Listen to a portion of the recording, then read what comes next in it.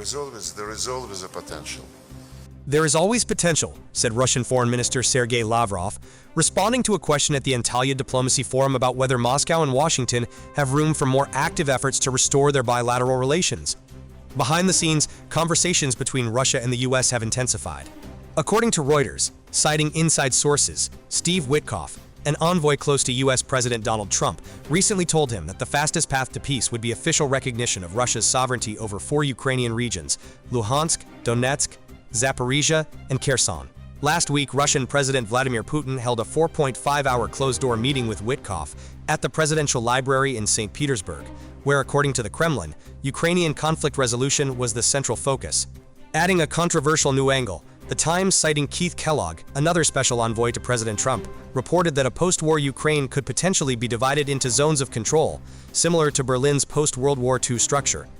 It could look very much like what happened with Berlin. There was a Russian zone, a French zone, a British zone, and an American zone, Kellogg said. He suggested that a multinational military presence could oversee the divided regions of a post-conflict Ukraine. Meanwhile, a separate round of Russia-US talks in Istanbul on Thursday focused on restarting normal operations between the countries' diplomatic missions, according to both delegations. The high-level discussions lasted over 5 hours behind closed doors.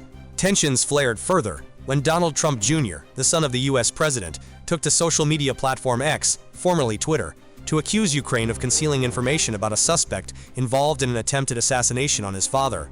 Retired U.S. Army Colonel Daniel Davis added fuel to the fire in a YouTube interview, stating, "How deeply was Ukraine's top leadership involved in the assassination attempt? Even before the confirmed links, I had expressed concern that Kyiv didn't want Trump back in office. They dislike his peace-first approach, and I feared someone might act on that." In a broader context of geopolitical maneuvering, Newsweek published a map of global division, a speculative projection showing future spheres of influence divided among Russia, the US, and China. The article claims Trump's peace overtures to Putin are unfolding amid a global chess match, where superpowers are fiercely competing for control and leverage. From Beijing, Chinese President Xi Jinping used his recent meeting with Spanish Prime Minister Pedro Sanchez to call for a united front between China and the European Union, urging both sides to resist U.S. economic intimidation and protect the global trade order. Reuters reported Xi's warning that unilateral pressure from Washington threatens global stability. At the same time, tensions between the U.S. and EU are reaching a new peak.